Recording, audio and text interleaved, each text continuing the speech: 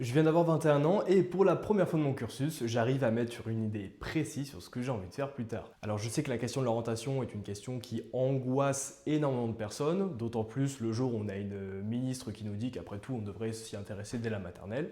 Il faut se préparer presque depuis la maternelle. Pour autant, sachez que je ne suis absolument pas conseiller d'orientation, je vais simplement vous faire un retour d'expérience et vous partager 2-3 astuces qui, je l'espère, pourront aider certains parmi vous.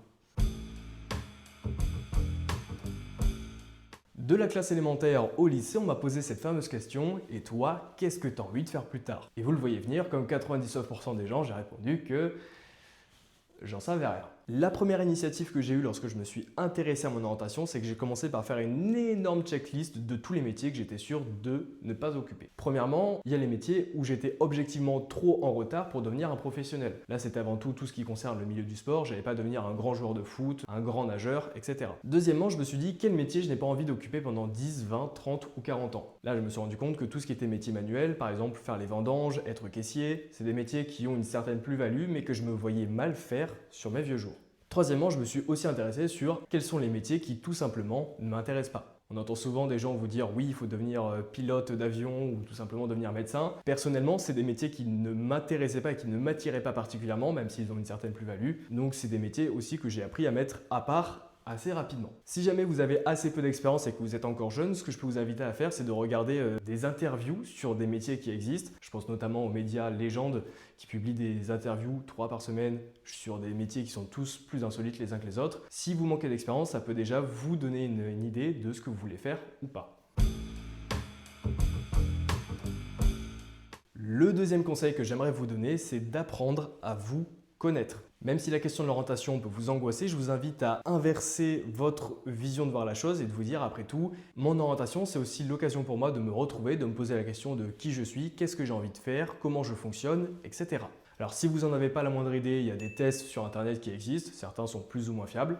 Mais ce que je vous invite avant tout à faire, c'est d'expérimenter un maximum de choses. Ce que j'entends par là, c'est avant tout de faire un maximum d'activités, c'est de discuter avec des gens, c'est de vous promener, c'est de voyager, c'est de faire le plus de choses possible. Parce qu'en réalité, aujourd'hui, c'est beaucoup trop simple, d'autant plus avec notre génération, où on va rester dans notre zone de confort, on va rester chez nous, que ce soit avec notre téléphone, avec les jeux vidéo, et on va avoir tendance à ne pas vouloir sortir, à découvrir des choses que l'on ne connaît pas encore. Et ça donne souvent des gens qui se réveillent à 20, 25, 30 ans et qui se disent en réalité, eh bien en fait, je suis paumé. Faire un maximum d'activités, ça va vous permettre de déterminer si déjà vous êtes une personne plutôt manuelle ou plutôt intellectuelle. En clair, si vous aimez bien la sensation des matériaux, si vous aimez bien assembler des trucs ensemble ou si vous êtes plutôt le genre de personne qui aime réfléchir à des problèmes et se creuser la tête pendant des heures sur quelque chose de très théorique, ça la plupart du temps, ça va déterminer si vous allez plutôt vous orienter sur un bac pro, un bac technologique et un bac général. Le plus dur, c'est les gens qui ont cette appétence manuelle mais qui sont également assez bons à l'école. Là, vous allez vous dire mais qu'est-ce que je dois faire? J'en reparlerai tout à l'heure dans la vidéo, mais je vous invite à choisir l'option qui vous laisse le plus de portes ouvertes tant que vous n'êtes pas certain de votre choix. Apprendre à vous connaître, c'est également cerner votre personnalité. Est-ce que vous êtes plutôt extraverti, plutôt introverti? Est-ce que vous êtes du style à foncer tête bêche ou plutôt à réfléchir en amont? Tous ces traits de personnalité-là, ça va vous permettre d'orienter potentiellement votre orientation. Enfin et dernièrement, ça va surtout vous permettre de dire aujourd'hui, moi, qu'est-ce que j'apprécie faire dans la vie? Moi, ce qui m'a un petit peu embêté dans mon cas, c'est que pour le coup, j'aimais l'audiovisuel et j'aimais parler en public. Globalement, j'aimais faire des exposés. Sauf que ça, vous le voyez, c'est des secteurs qui sont pas trop raccords avec le métier des études supérieures. Et c'est là où intervient mon troisième point.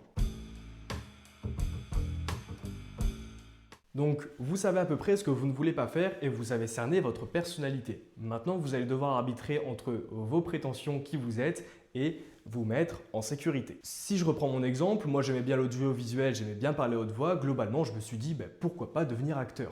Sauf que là, comme beaucoup de gens, j'ai mes parents qui me sont tombés dessus et qui m'ont dit le codard, ce projet-là, il ne rassure pas forcément. Donc tu vas plutôt faire des études. Alors la question des études, je sais que c'est quelque chose qui agace beaucoup de gens puisque oui, il y aurait beaucoup de choses à reprocher à notre système scolaire. Néanmoins, vous devez garder en tête qu'aujourd'hui, le fait de faire des études supérieures, ça reste la norme sur notre système et c'est ce qui vous permet d'accéder au marché de l'emploi. Le problème, c'est qu'aujourd'hui, on a beaucoup de gens qui sont artistiques, des gens qui ont envie de lancer leur entreprise, sauf que ces projets-là, vous ne pourrez pas y parvenir si vous n'avez pas un cadre de sécurité qui vous met à l'abri. J'ai moi-même hésité en me disant, mais après tout, les études, on pourrait les lâcher et puis je pourrais devenir acteur, faire des scénarios à droite à gauche, faire des scènes. La vérité, c'est que je me serais retrouvé dans des conditions matérielles et économiques vraiment précaires et que je ne sais pas si j'aurais pu réussir mon projet. Alors qu'à l'inverse, aujourd'hui, maintenant que je suis titulaire de ma licence en droit et que je suis en train de terminer mon master, je dispose aujourd'hui du choix de faire ce que je veux, puisque dans tous les cas, si jamais mon projet artistique tombe à l'eau, je suis capable de retomber sur mes pieds puisque je dispose d'un master en droit. Donc mon conseil, il est relativement simple, mettez toutes les chances de votre côté afin de garder le plus de portes ouvertes possible et afin de vous mettre en sécurité, de rassurer votre famille, mais également de vous mettre à l'abri en cas de pépin. C'est seulement une fois que vous aurez une base solide que vous pourrez envisager de réaliser ce projet qui vous tenait tant à cœur.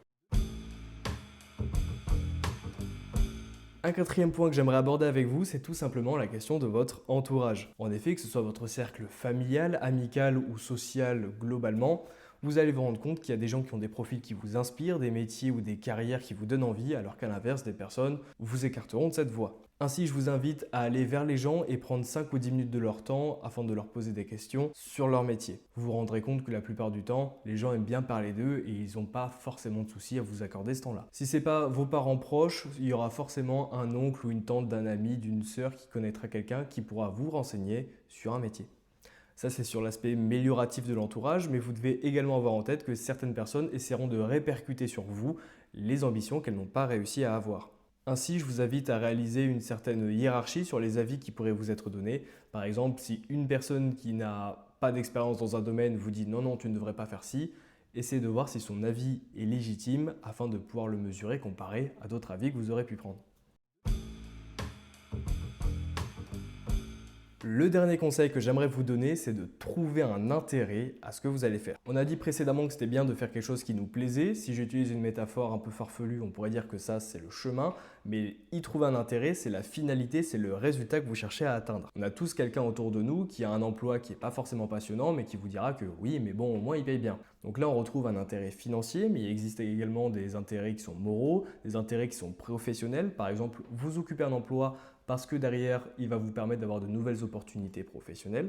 Donc je vous invite à trouver un poste qui cumulera justement cet attrait que vous avez pour le métier tout en poursuivant un objectif personnel, un intérêt que vous trouvez à la profession. Dans mon cas, j'ai réalisé un stage au sein d'un organisme de gestion collective. C'est des gens qui récupèrent les droits d'auteur pour mieux les redistribuer aux artistes.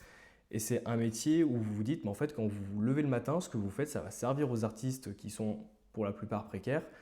Et ça, c'est quelque chose qui intrinsèquement a un sens, quelque chose qui a un intérêt. Donc je vous invite à trouver un travail qui cumule ces deux postulats. Une dernière chose que j'aurais aimé souligner, c'est que vous êtes jeune et vous avez la capacité de faire ce que vous voulez. Dans mon cercle proche, je sais que j'ai un ami qui était absolument une brêle en maths, mais qui a rejoint un master d'économie. Pas le choix, il devait reprendre les maths et en 2 mois, il a accumulé l'équivalent de 3 ans de cours. D'une certaine manière, il y avait trouvé un intérêt de reprendre les maths. Donc gardez en tête que vous êtes jeune, vous avez la capacité de le faire. Croyez en vous, c'est possible. D'autant plus qu'aujourd'hui, on vit dans une société où pour avoir des meilleures rémunérations, on va être amené à changer de poste, à changer de société pour mieux renégocier son salaire. On n'est plus sur les modèles de nos parents et grands-parents où on faisait 20, 30, 40 ans dans une même boîte. Donc, ne pas savoir tout de suite, c'est pas grave. Gardez en tête que vous allez changer, que le monde va changer et que vous serez certainement amené à changer de travail de nombreuses fois.